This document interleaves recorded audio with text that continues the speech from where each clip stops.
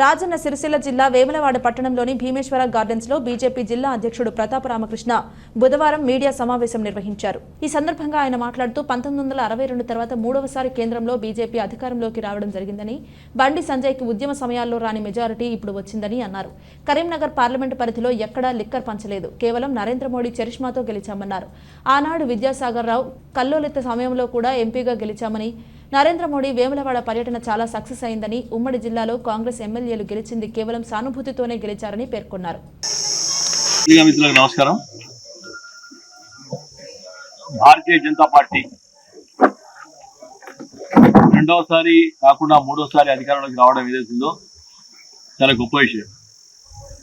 1962 తర్వాత మొట్టమొదటి మూడోసారిగా ఎన్డీఏ ప్రభుత్వం చేస్తా ఉంది. ప్రత్యేకంగా కరీంనగర్ పార్లమెంట్ బండి సంజయ్ గారికి ఉద్యమ సమయంలో రాని మెజారిటీ ఈ కరీంనగర్ పార్లమెంట్ ప్రజలు ఇచ్చింది, ఈ జిల్లా ప్రజలు ఇచ్చింది. ప్రత్యేకంగా కూడా ఈ జిల్లా ప్రజలు కూడా నేను హృదయం తెలుపుతా ఉన్నాను. ఏ విశ్వాసంతో అయితే కేంద్ర ప్రభుత్వం మీద భారతీయ జనతా పార్టీ మీద విశ్వాసం ఉంచి బండి సంజయ్ గారిని గెలిపించిండ్రో ఆ విశ్వాసాన్ని వమ్ము చేయకుండా కూడా మొత్తం కాపాడే పరిస్థితి ప్రతి కార్యకర్తలు చేస్తుంది. నిజంగా కూడా ఈ విజయం ఏదైతున్నదో 100కు 200% కార్యకర్తలకు ఎక్కడ కూడా ప్రజలకు ఈ కరీంనగర్ పార్లమెంట్ పరిధిలో లిక్కర్ పంచలేదు, మేము డబ్బులు ఇవ్వలేదు, కేవలం నరేంద్ర మోడీ విశ్వాసంతో కార్యకర్తల విశ్వాసంతో ఎలక్షన్ ఇచ్చారు. మరి ప్రత్యేకంగా కూడా మరొకసారి జ్ఞాపకం తెచ్చుకోవాలి. వేములవాడలో దాదాపు ఊహించని విధంగా ఇప్పుడు డాటా తీస్తే ఒక్క టౌన్లోనే 8,920 మెజారిటీ, చిన్న విషయం కాదు. రెండవ స్థానం కోసం టీఆర్ఎస్ కాంగ్రెస్ కొట్లాడుకుంది. రెండవ స్థానంలో టీఆర్ఎస్ చూసుకుంటే 6,234 ఓట్లు, కాంగ్రెస్ కు 5,113. ఇప్పటి కూడా కాంగ్రెస్ పార్టీ నాయకులు చెప్తా ఉన్నాం, ఈ జిల్లాలో గెలిచిన పదవులు ఏవైతున్నాయో ఎమ్మెల్యే పదవులు కేవలం మీకు సానుభూతితో ఇచ్చినాయి, మీరు విశ్వాసంతో ఇచ్చినాయి కాదు. ఇది కావచ్చు, మాలకొండ కావచ్చు, ఇంక్లూడింగ్ పొన్నం ప్రభాకర్ కావచ్చు, చొప్పదండి కావచ్చు.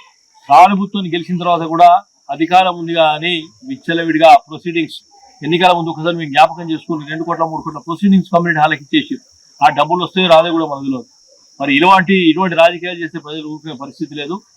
మేము కూడా ధైర్యంగా చెప్తూనే ఉన్నాం. ఇలా మా కార్యకర్తల విశ్వాసము, కార్యకర్తల బలం, నరేంద్ర మోడీ గారి ఉన్న విశ్వాసం, బండి సంజయ్ గారి విశ్వాసంతో మమ్మల్ని గెలిపించింది.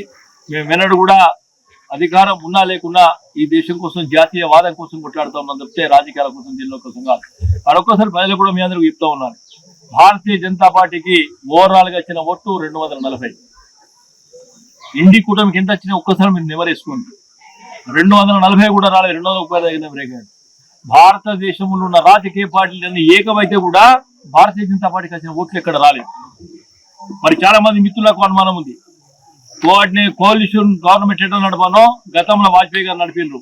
కేవలం 182 సీట్లతో కూడా మేము ప్రభుత్వాన్ని దాదాపు 5 సంవత్సరాలు నడిపినాం.